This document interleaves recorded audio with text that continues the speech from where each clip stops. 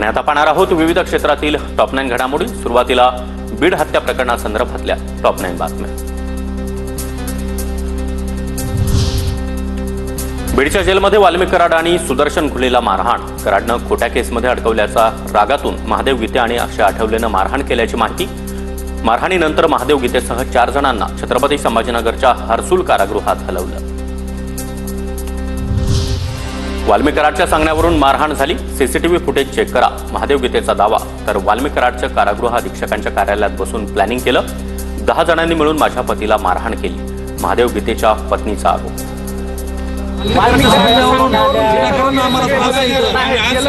CCTV check करण्यात यावी, वाल्मिक कराडच्या सांगण्यावरून आम्हाला मारहाण झालेली आहे। बीड तुरुंगातील राडा एकमेकांच्या टोळीवर कमेंट केल्यानंच सूत्रांची माहिती। तर गीते कराड गँगच्या आरोपींकडून एकमेकांची जिरल्याची भाषा, कराडच्या टोळीला बीड हत्येवरून टोमणे, सूत्रांची माहिती।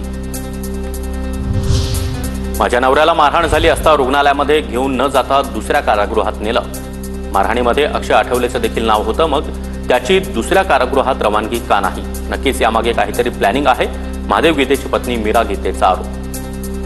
एवढं मारहाण करून माझ्या पतींना साधं ह्यांनी हॉस्पिटलमध्ये सुद्धा नेलेलं नाही, तर एवढ्या फास्ट मध्ये त्यांनी संभाजीनगरला हलवलेलं आहे।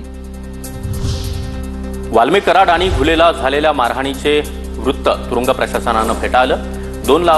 फोन लावण्यावरून 2 कैद्यांमध्ये वाद, मात्र घुले आणि कराडचा संबंध नाही, तुरुंग प्रशासनाकडून स्पष्ट। महादेव गीते आणि सनी आठवलेकडून वाल्मिक कराडला मारहाण, कराडनं खोट्या गुन्ह्यामध्ये अडकवलं। जेलमध्ये जाण्याआधी गीतेचा व्हिडिओ, सुरेश धस यांची माहिती। महादेव गीते आरोपी, मला वाटतं त्यांनी फेसबुक, व्हॉट्सअप पोस्ट टाकल्या होत्या की मला कशा पद्धतीने गुंतविण्यात आलंय, मी या गुन्ह्यामध्ये नाही। संतोष देशमुखांवर आरोप करण्यासाठी वापर करण्यात येणाऱ्या महिलेची कळंबमध्ये हत्या। महिला 5 वेगवेगळ्या नावांनी वावरत होती, अंजली दमन यांचा दावा। बीड जिल्हा पोलीस अधीक्षकांकडे दमन यांनी माहिती मागवली। धाराशिवच्या कळंब शहरामध्ये महिलेची हत्या। 5 ते 6 दिवसांपासून महिलेचा मृतदेह घरात पडून होता। मनीषा कारभारी बिडवे असं या मृत महिलेचं नाव, मात्र देशमुख प्रकरणामधील ती महिला नाही। तपास सुरू, संबंध आढळल्यास सांगू, डीवायएसपी पवार यांची माहिती। अद्यापर्यंत असं कोणतीही बाब आम्हाला निष्पन्न झालं की संतोष देशमुख हत्या प्रकरण आणि हे महिलाचा आणि ह्या महिलेच्या तपासामध्ये मृत्यूच्या कारणामध्ये अनैतिक संबंधातून प्राथमिकदृष्ट्या ही हत्या झाल्याचं दिसून येत आहे। धाराशिवच्या कळंबमधील मृत महिलेचं प्रकरण। बीडच्या मस्साजोगचे ग्रामस्थ उद्या कळंब पोलिसांना भेटणार।